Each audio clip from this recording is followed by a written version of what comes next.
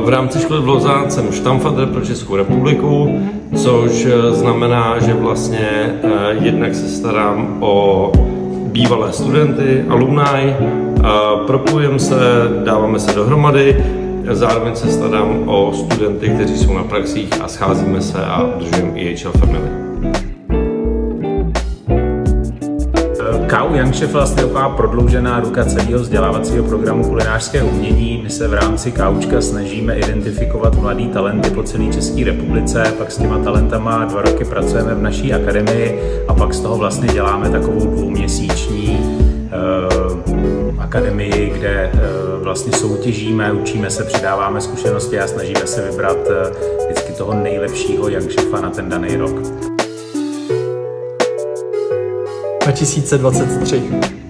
A je potřeba říct 2022 výstup. Já ho neznám. Já ho řeknu.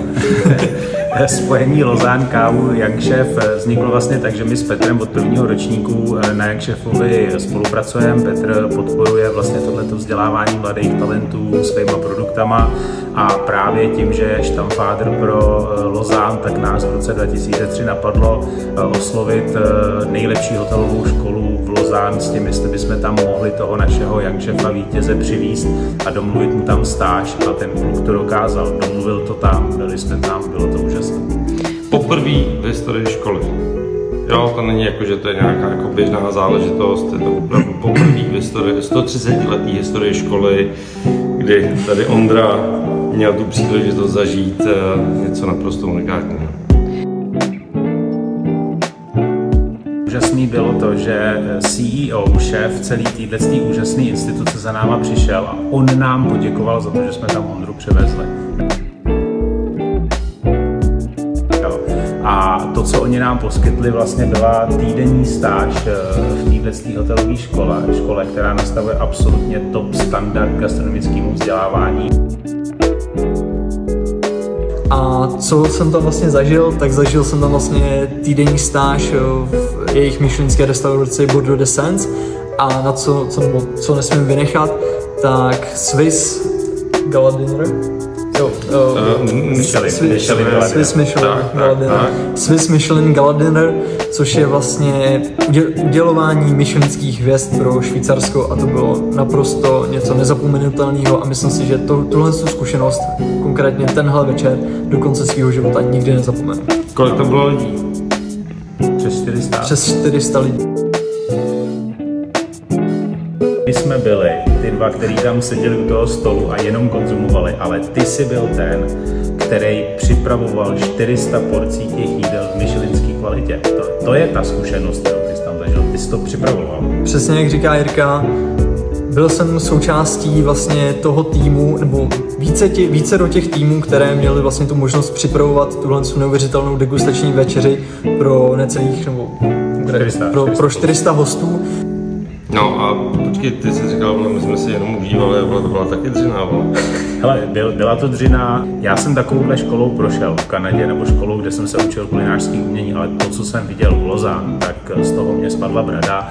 Vrátil jsem se neuvěřitelně namotivovaný v tom, že se vlastně ta úroveň a ten standard gastronomického vzdělávání v Čechách dá pořád ještě dělat líp, takže to bylo jako hrozně důležitý i pro nás tohleto vidět a začali jsme vlastně s tou školou jednat o nějaký jako dlouhodobější spolupráci, o tom, že bychom chtěli od nich získávat zkušenosti, aby my jsme to mohli dělat ještě líp, aby oni nás třeba auditovali v tom, že to děláme správně a zkrátka my to chceme dělat na té světové mezinárodní úrovni, na který to dělají oni, tak aby Ondro, každý student gastronomie, který má tvůj přístup a který to chce dělat pořádně, aby prostě měl tu možnost to zažít i tady v Čechách, protože jasně si dokázal, že si do toho týmu zapadnul, že jsi byl prostě jeho součástí, byl si v tom špalíru všech těch lidí, kterým tam potom celý sál tleskal a my to prostě v sobě máme, jenom potřebujeme tady vytvořit ty podmínky a ty to jasně dokazuješ.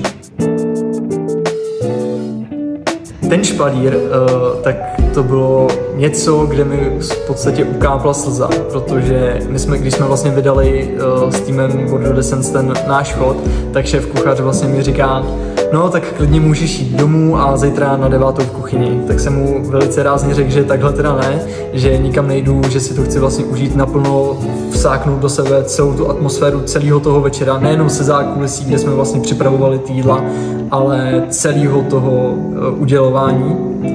A potom vlastně, když jsme vydali dezert, tak chvíli na to za mnou přišli ty šéfkuchaři a řekli mi, nebo vlastně pozvali mě, ať jdu s nimi vlastně tím špalírem na tu finální děkovačku na to pódium. Když jsme se tam seřadili vlastně před vstupem do toho obrovského sálu. Ale byli jste docela sešrotovaný po celý den. Jo, to jsme byli. Ale když jsme se vlastně seřadili před vstupem do toho obrovského sálu a najednou se otevřely ty dveře k těm 400 lidí, tak normálně jsem měl slzu na kraji, když jsme procházeli vlastně tou řadou a všichni stáli a tleskali nám a pak jsme se vlastně seřadili u toho pódia, tak to bylo něco neuvěřitelného a na to budu na dosmrti vzpomínat. Určitě jo, za mě, co jsem tam nejvíc postřehl, tak když se tam řekne slovo kuchař, nebo když je někdo kuchař, tak opravdu v povědomí těch lidí je to pan kuchař. Opravdu to slovo kuchař tam má nějaký význam a má to nějaké hodnoty, za kterými si vlastně ty lidi stojí.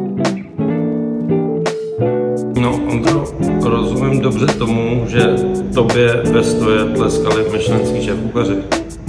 Dá se říct, že jo, a nejenom mě, ale celým těm 3 týmům, který vlastně vařili to degustační menu, takže to opravdu bylo něco, co nejde ani popsat slovama. Za mě je skvělý, že Jirka s Petrem se snaží vlastně docílit to, aby aspoň částečně takovýhle studium bylo dostupné tady u nás. Ano.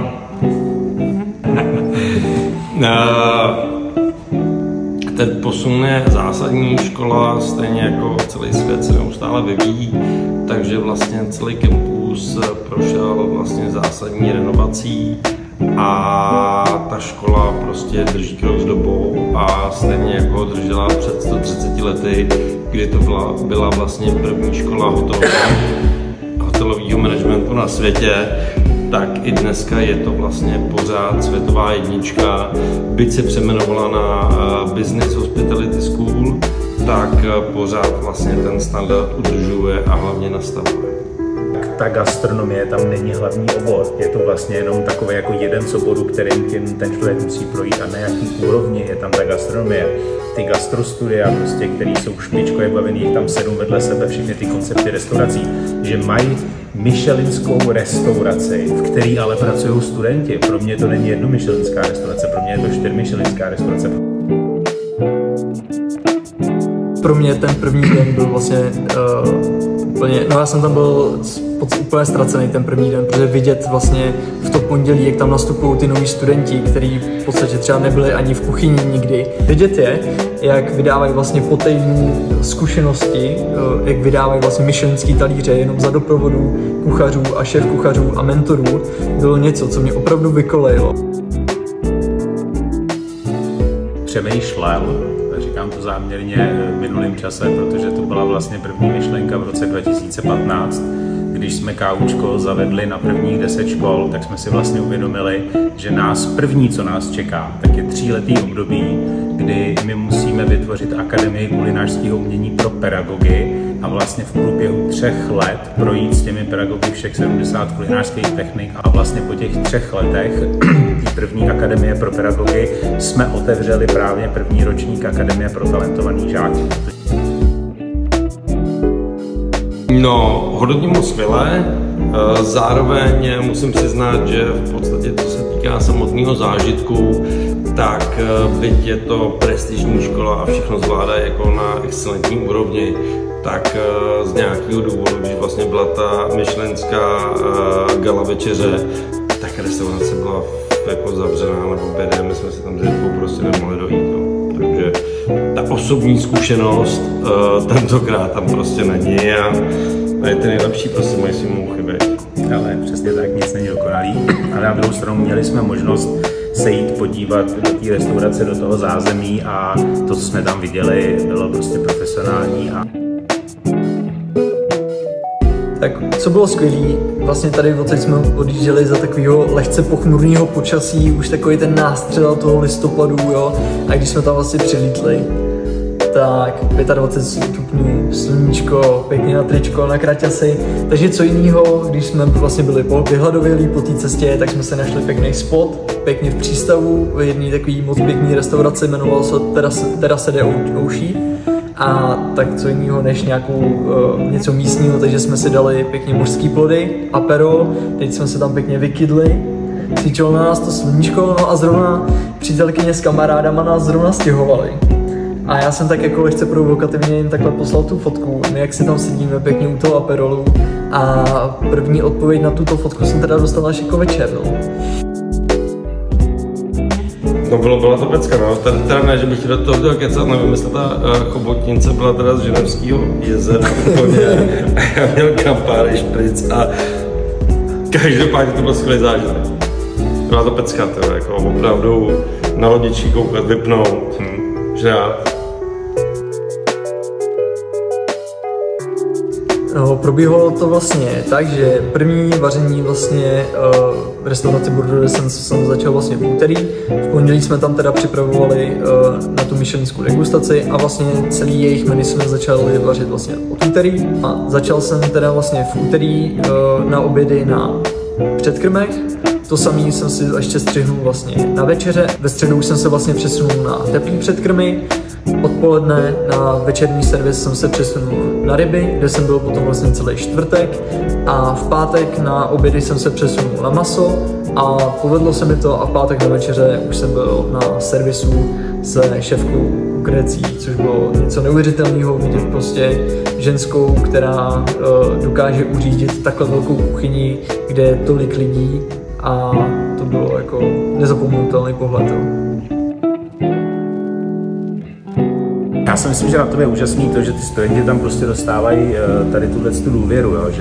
Že se prostě nebojí, jak tomu pustit a to je možná něco, co já si myslím, že trošku jako, možná trošku víc chybí v tom českém gastronomickém vzdělávání a to je ta praktická část. A ty seš toho jasným důkazem, že tato zkušenost má prostě obrovský vliv na to, že pravděpodobně gastronomie zůstaneš.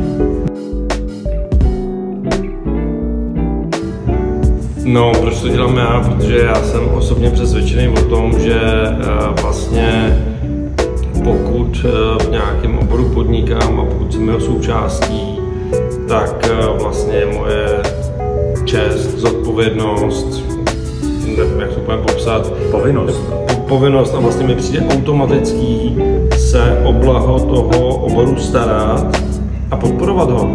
Tam jako bych se spíš jako ptal, proč bych to jako nedělal, nebo tam jako někdo říká, že jsem na druhé straně, já to vnímám, že jsme vlastně pořád na stejné straně a že jsme vlastně, tak logistika ve všem je to základní a my pořád podporujeme ty odvážní v té první linii a ctíme je za to, jak vlastně jdou, že jsou v té první linii, že opravdu procházejí tím, co procházejí a zároveň vnímám to, že prostě pokud tam není naše zkušenost, ať už je to, co se týká materiálu a tak dál, tak v podstatě my jsme součástí jejich úspěchu a pokud nemáš kvalitní dodavatele, tak vlastně potom mít úspěch je jako velmi těžký. Já jako tohle podepisuju v plném rozsahu, v plném znění a přesně jak by si řekl, že to považuješ za svůj jako čest, já dodal povinnost, pracuji v tom oboru, ten obor mě jeví, jsem v tom úspěšný, tak bych měl udělat něco pro to, aby se to prostředí nějak kultivovalo, zlepšilo a když by se nám podařilo tohleto do té naší české gastronomické kultury trošičku víc propsat, tak si myslím, že se posuneme jako velice rychlým tempem blízko tomu, co jsme v Los Angeles zažili, protože jsem hrozně rád, že tady partneři jako seš ty jsou, že jsou tady mladí studenti jako je Ondra.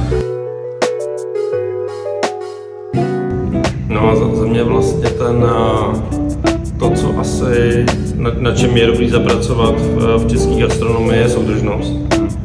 Opravdu i ta, dejme tomu, nezištná že prostě to není jenom moje hospoda nebo můj velký obchod, že to je prostě celková česká gastronomie, prostě jako jeden celek a zároveň motivace. A to, že se někdy něco nepovede, to je experience a bez toho experience prostě nezjistíme, co lze a prostě to společně posouvat a dotáhnout to tam, kde vlastně je ten světový standard.